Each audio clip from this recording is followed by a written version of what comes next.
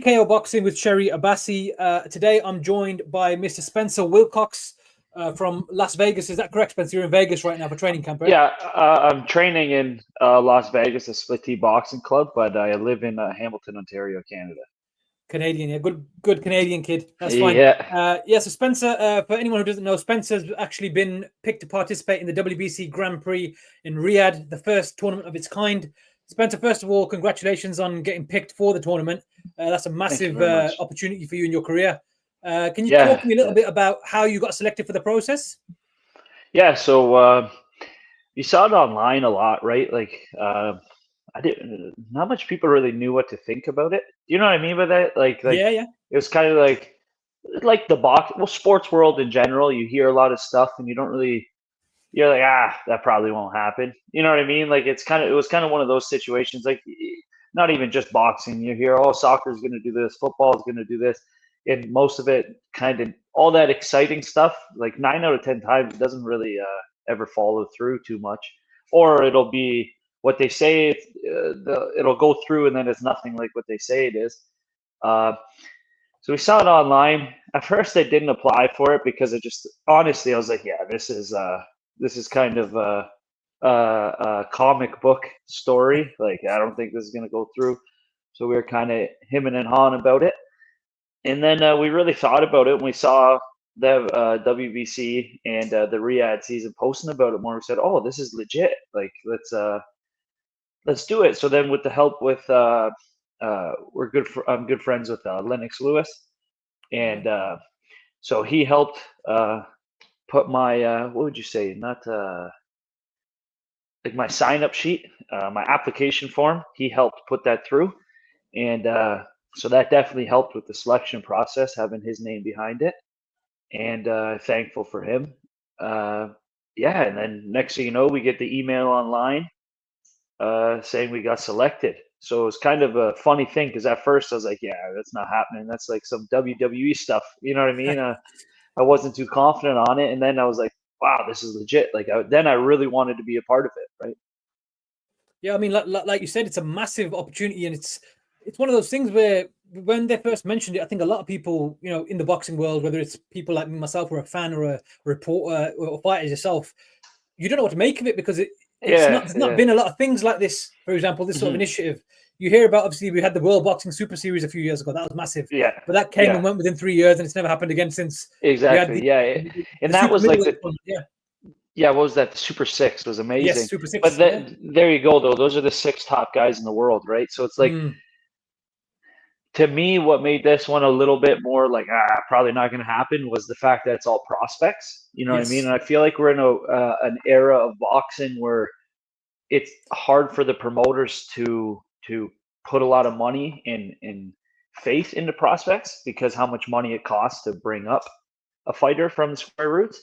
So when you got those guys that have already developed, they already got their names for themselves. Like that was Carl Froch, Glenn Johnson, Andre Ward, Mikkel Kessler, Durrell.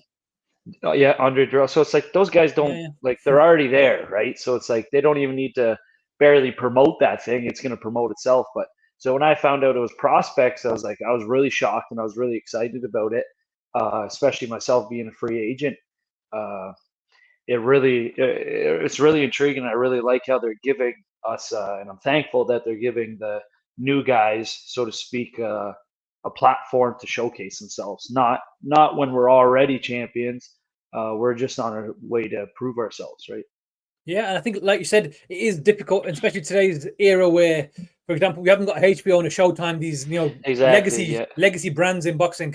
Of course, DAZN has come out the blocks in the last 7 or 8 years. They're sort of doing well in boxing. ESPN, obviously, massive brand, but it's still quite difficult for people like yourself or prospects coming through to really push on. I suppose the other thing is we're in the era of social media now, so you can build your own brand, but you still need backing to get to that top level. And that's what's happening, right? Even little stuff like we used to watch it religiously, Friday night fights. I mean, that was the best platform for someone that was coming up through the ranks to finally get a shot, especially if you're a free agent. You know what I mean? Like the Showtime Friday night fights. So little stuff like that being gone definitely puts a little more of an incline on the way to the top when you're starting out But you know what I mean? It's a new wave, and I'm very glad and very grateful that they are giving the prospects an opportunity, because most people just jump to the big dogs, right? And they just Yeah. give the big guys the opportunities, which is, I get it. It's business. I understand. So it's a very grateful and excited for this opportunity. It's cool. It's very unique. You know what I mean? Like, and it would be really cool to say, because it's the first one to say, imagine like 50 years from now, it's still going on. Say you're the first one to ever win it. That's what I keep thinking about. And I'm like, that's cool. That's like for the history books, right? Yeah, that's something to motivate you as well, and an extra bit of Yeah. motivation to have that bit of history Yeah. under your belt. Yeah. 100%. Spencer, tell me a bit about yourself in terms of your story. How did you get into boxing? Did you have an amateur background that led to professional boxing? Yeah. So I come from a family of fighters. My Okay. father, Robert Wilcox, actually owns Steeltown Boxing Club in Hamilton, Ontario. And so I have five older brothers.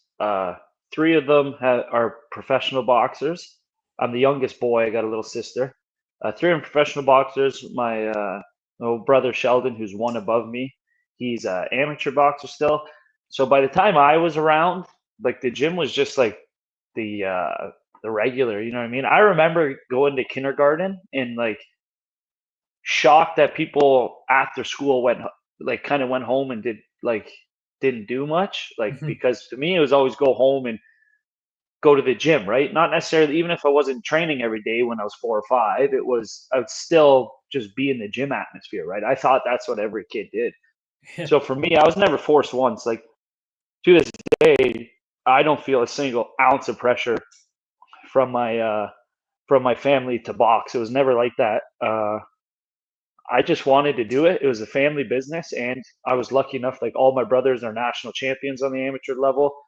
Uh, they've all won titles in the pros, so it's a family sport, right? And I was the youngest, so I had like 5 coaches just in my house. So it was just a very natural thing for me. Like, boxing is just like a part of life, and it's been like that from day one, right? I remember when it started to get more serious too, and I was playing other sports in Canada, obviously playing hockey. I liked Yeah. hockey a lot. And then you hit that age where it's like, okay, you got to make a decision. And to me, the decision was so easy, right? Like, it was, yeah, obviously I'm going to box was just part of life, but yeah, I started right out the womb, is what I always say, because especially being the youngest, my eldest brother to me would be 10 years older than me. So by the time I was born, he was already competing and everything like that. So my dad already just got the gym 2 years after I was born, so like his own gym. So I was just right into it from day one. And the amateurs, I did good. I went to the Youth Olympics. I placed fifth there. Went to the World Championships. I was 4-time Canadian national champion.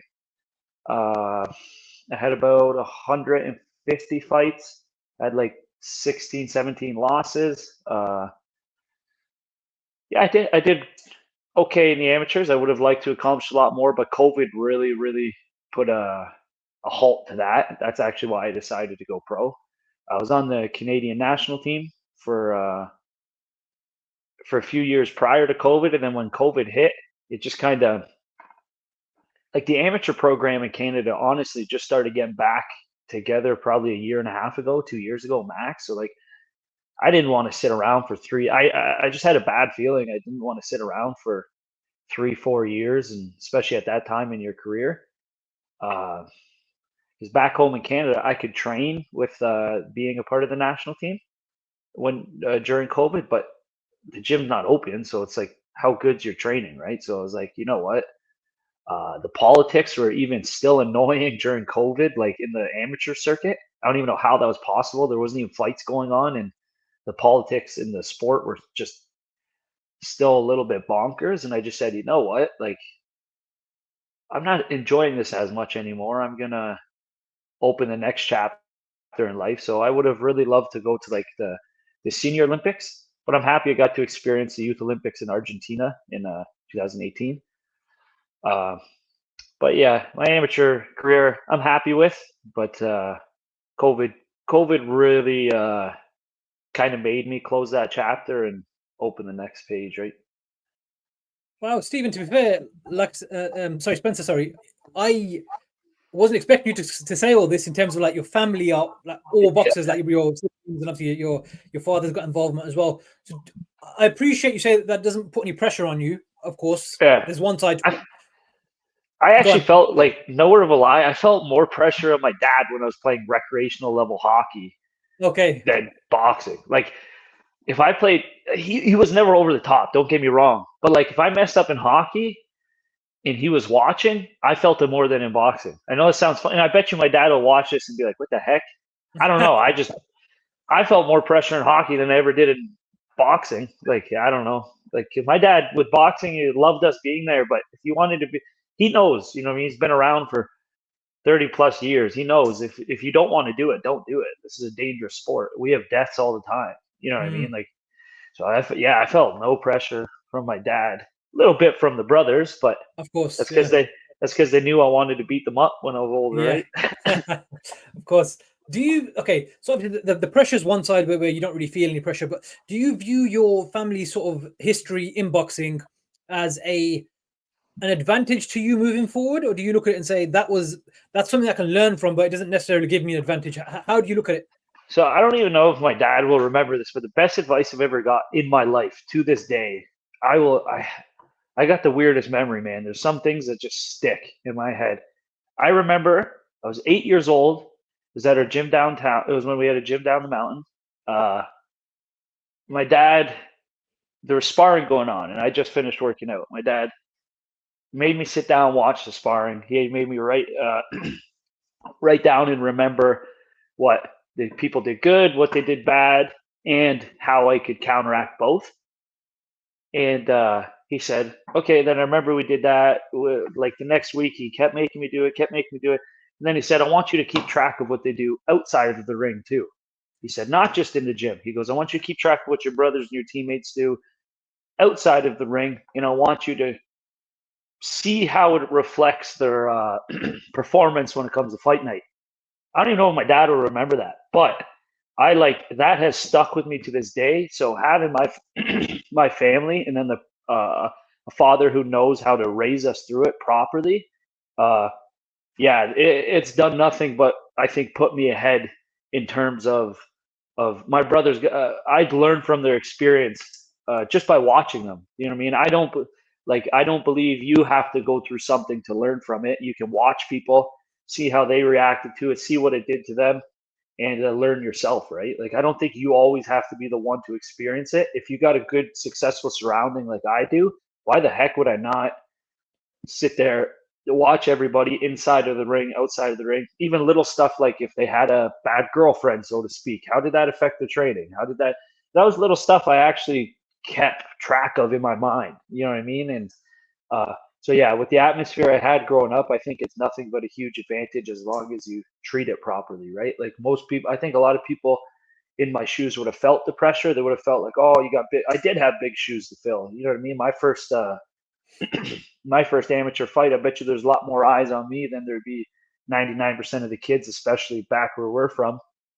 I just never cared about that, right? Because I cared about growing with my brothers. I didn't care about, oh, I got to be like them. No, I cared about, they're my coaches, my brothers, and at the same time, I want to succeed just like they did, right? So I don't know, that never really bothered me too much. I think a lot of it's to do with sort of mindset and maturity as well, isn't it, Spencer? How old are you, Spencer? I didn't ask you that. 25? 25, yeah. Yeah, I thought so from your username on Instagram, 2000. Yeah, so you come across very level-headed and mature, and you've got like a clear sort of understanding and pathway in your head of what you want to be and where you want to go. So that's a very good thing, I think, to have in place, because some people might be professional boxers, but they still lack that sense of direction in a lot of ways. You seem to have a fixed sort of path in your head. That's actually a perfect way to put it. I think that's my whole life, especially back home. I think what separated me from every fighter back home was that I got to watch my brothers go through it beforehand, and I use that to my career. So yes, sometimes I'm definitely a goofy guy too. You know what I mean? If somebody farts, I'll laugh. But at the same time, when it comes to my boxing, I'm very mature and I'm very disciplined. That's probably where I gain most of my confidence, is my discipline. It's not even my skill set. It's my discipline that gives me okay, I could be world champion, because I know I'm willing to do what others won't.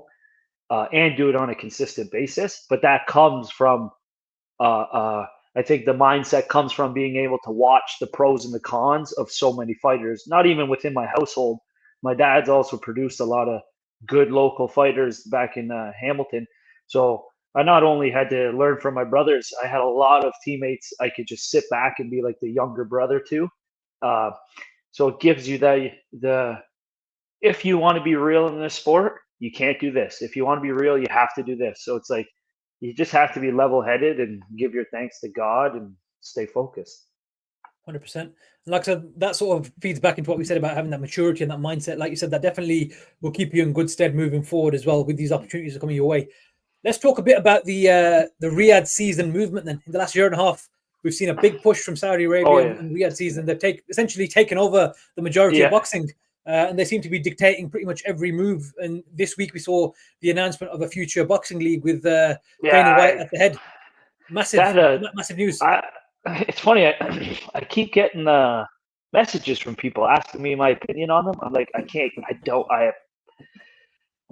even give an opinion. Like, that was huge. Like, I heard the rumors about it down here in Vegas because, like, obviously people get a little bit of a heads up before stuff happens. So I heard it. I don't even know what to think about that. Like, that's just humongous. You know what I mean? TKO owns WWE and UFC. Like, I was bored the other day and I went through a little rabbit hole of the company TKO. That is a big deal. Like, that is like, they own so much random stuff you would never even think of, like food companies and stuff like that. You're like, so you got them, UFC, WWE, and now Turkey working together. Who the heck like can compete? Let alone, I don't even think anybody. You can't make a prediction what's going to happen because when you got money and minds like that working together, they can physically do whatever they want.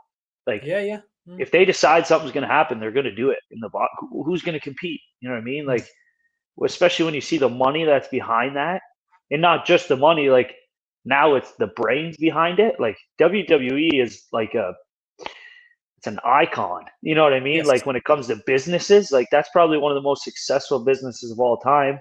And then you got a successful business, a monster like UFC, and now Dana White coming in, and then Turkey coming in. I don't even like know what to think about that whole situation. Like, not negative or positive. It's just kind of like, you can't, like, your opinion doesn't mean anything because it's like, that's one of those things. You are going to have to ride that wave. If you don't ride that wave, boxing is going to leave you. Boxing moves on real quick, no matter who you are. The greatest of the greats, they'll always be remembered. But the second they retire, those titles go to the next person.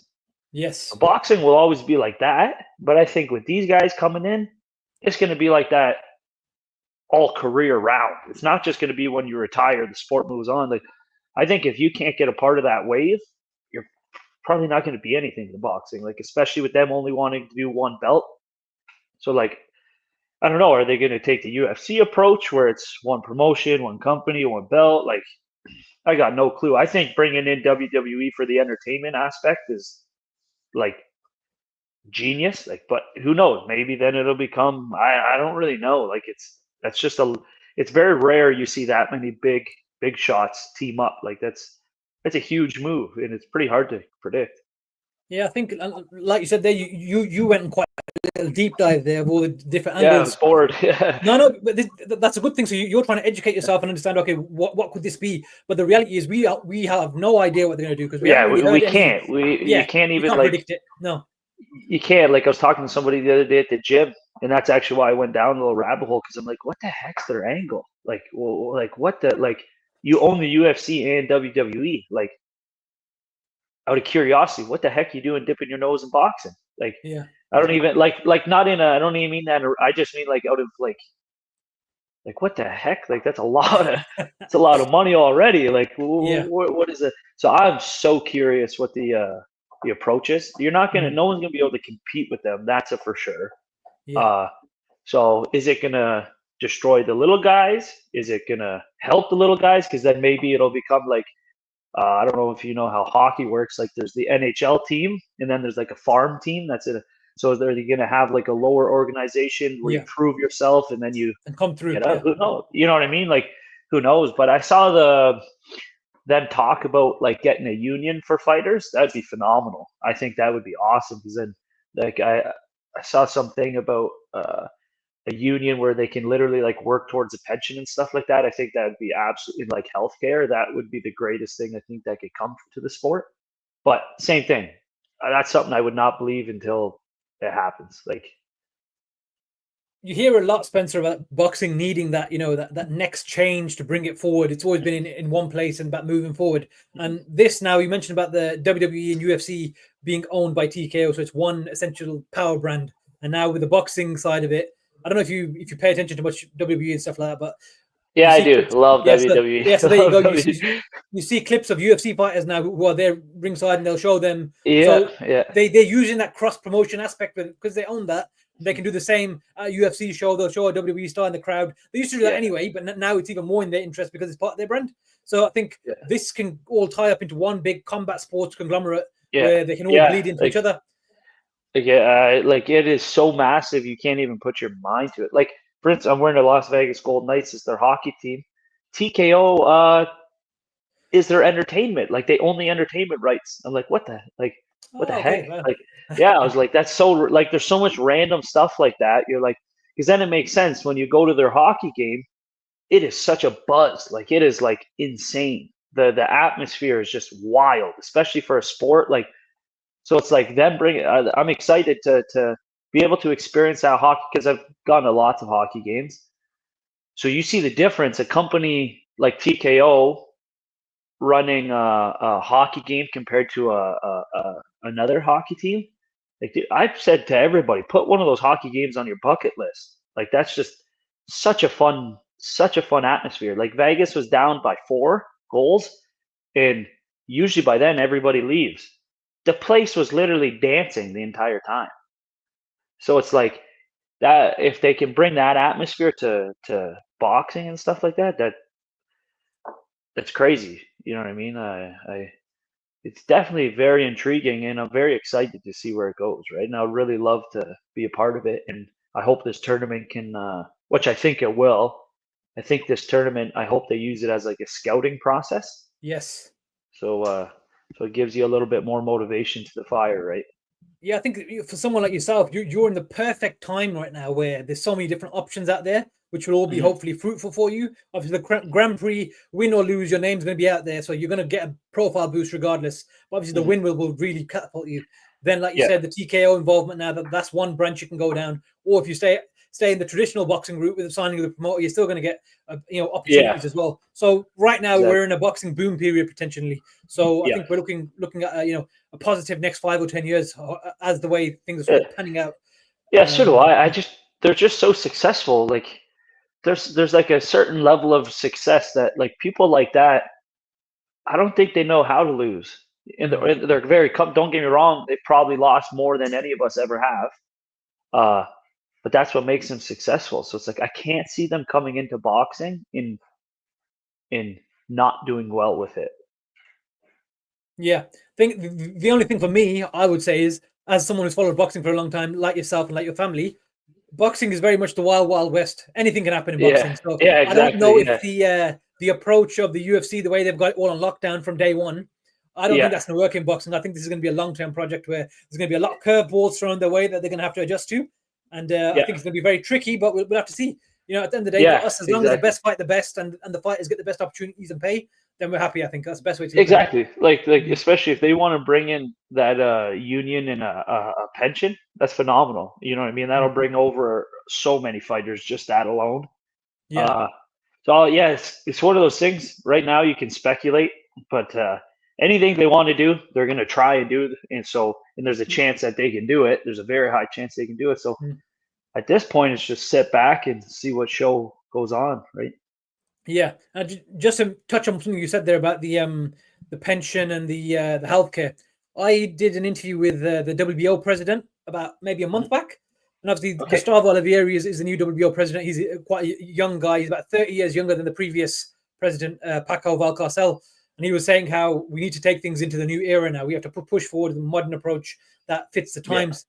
And he was saying about how potentially putting things in place like healthcare plans and sanction fees, for example, if you fight for the WBO, not necessarily a world title, but if you fight for a regional title or a local title 5 or 6 times, whatever sanctioning fees you paid, he would like to put in an initiative together where they pay you those back into like a healthcare sort of something like that, where it goes back or to something like that. Yeah.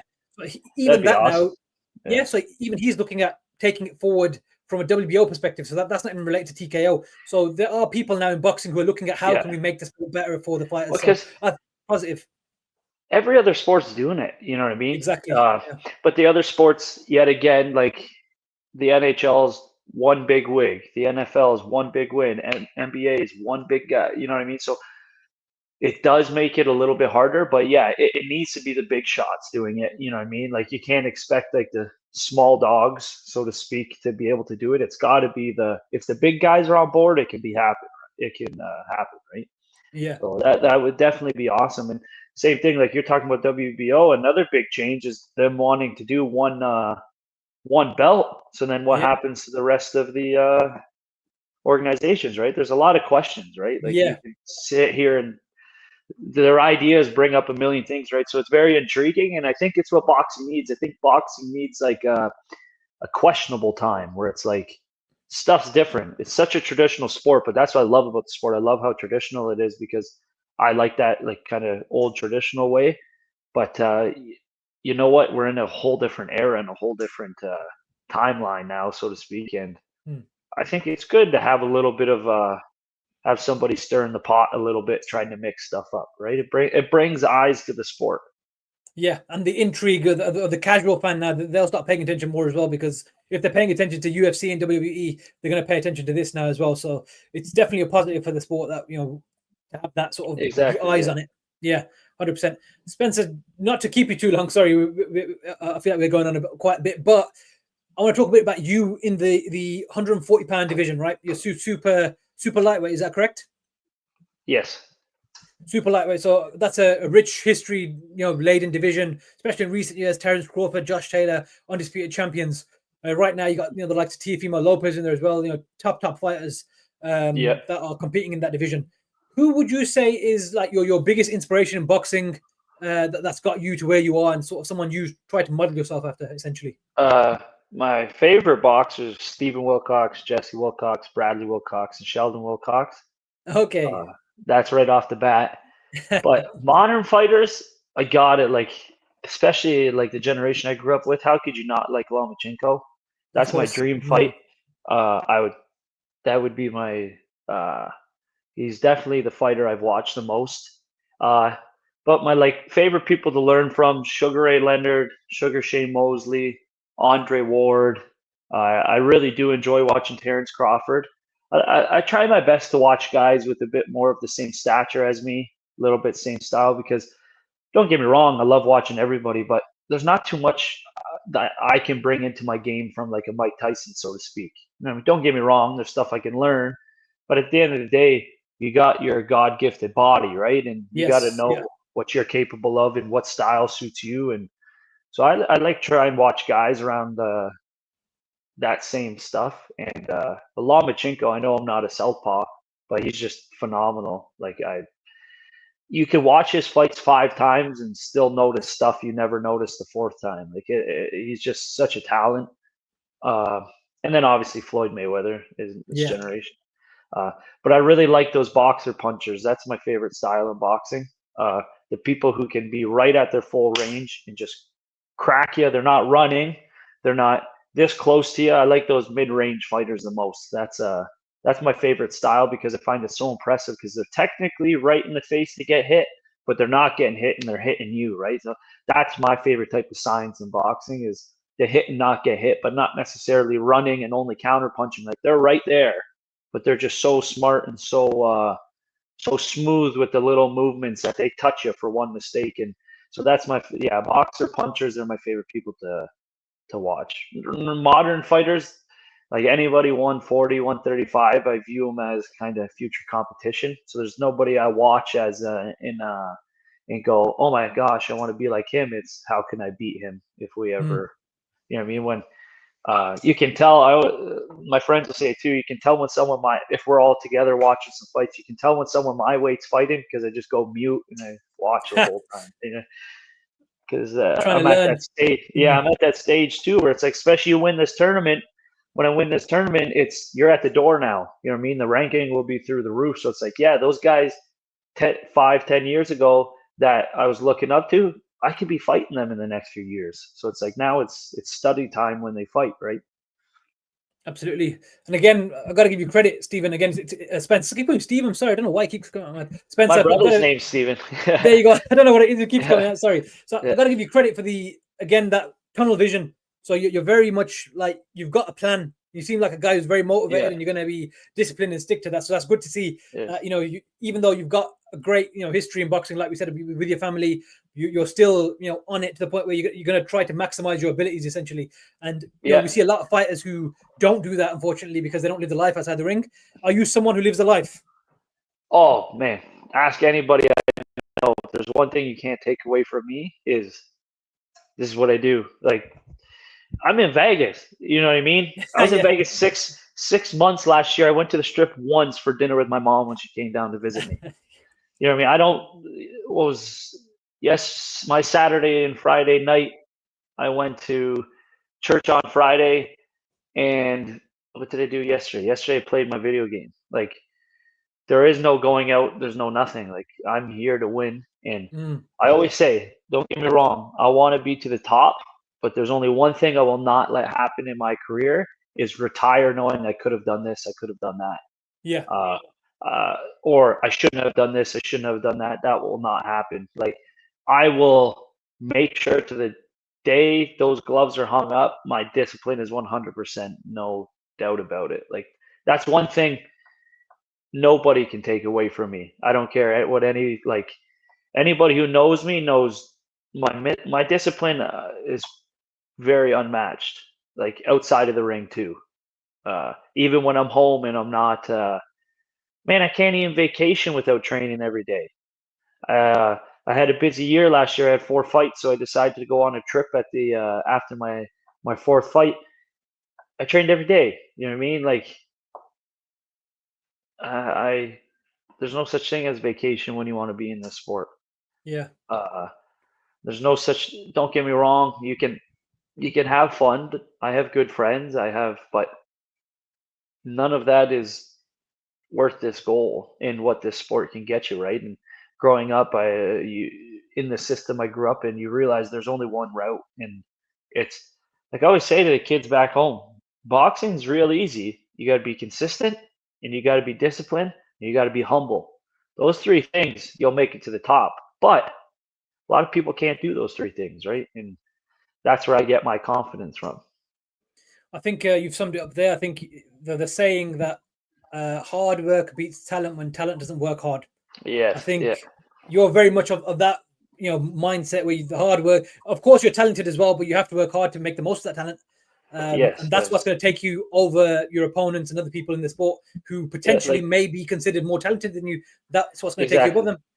There was a lot of fights in the amateurs that beat guys that should have beat me. You know what I mean? Like, there was a lot of fights where I know I necessarily on paper wasn't favorited or really expected to win, but it's because I'm so disciplined on the outside of the ring and in the gym that when most people give 99%, I can give that 100. So that 1% they're missing in training, I know I have that edge when it comes to fight time. 100%. Yeah. In the high level fights, that's mostly what it comes down to. You know what I mean? Especially the high level fights. Yeah. It's the odd percentage here and there where you put in more than them, 100%. And we've seen it at the top level throughout history. We've seen that happen. So it's definitely true, which is great to hear that even, like I said, at this early stage, you've got that already ingrained in you. So I think that itself will make you a very difficult man to beat, Spencer. So especially at this tournament, bro. I came to conclusion, you got to kill me to beat me, man. Like, I say it to myself every time I wake up. I'm willing to go at this tournament. Like, this is what my whole life's been leading up to, and I view it as that. And there's no way in hell I'm coming there to lose a close decision. There's no way. Like, you got to take that shield right away from me, right out of my arm. That's not even a debate at this. Yeah. Like, yeah. Look, Spencer, I've got to say, like, obviously for me, I I didn't know of you before I saw your profile come up on their page. So there's a lot of fighters that I've just been looking at and thinking, okay, cool, I'll speak to this guy, see what their story is. So at least that way, it's now given me an opportunity to learn about you now in this conversation. And I have to say, genuinely, very, very impressed with your mentality and your commitment to the sport. Purely just as someone who's followed the sport my whole life, it's interesting to hear from people who have got this mindset from a young age. Thank you. So I want to give you thank you very much. Thank you very much. Like, people don't believe me. Like, man, I can cross, like, swear to God, I've never even taken a sip of alcohol or smoked, or I don't even drink coffee. Like, yeah, I'm not here for a good time. You know what I mean? I'm here to win. Like, I've never even touched nothing in my life. Like, nothing. Anyone who knows me knows that that's true. A lot of people who don't know me won't believe it. Like, I got nothing against that stuff, but that don't mix with boxing, right? So discipline's everything, man. Fortune favors the brave, right? And I think it's you got to be brave to be able to tell people you don't want to do something because you got a bigger goal, right? 100%. And like I said, that's all going to work in your favor in the long term, Spencer. You just got to keep this mentality. Whatever comes, whether it's just tournament afterwards, win, lose, or draw, that's boxing for you. It's about how you come back from that as well.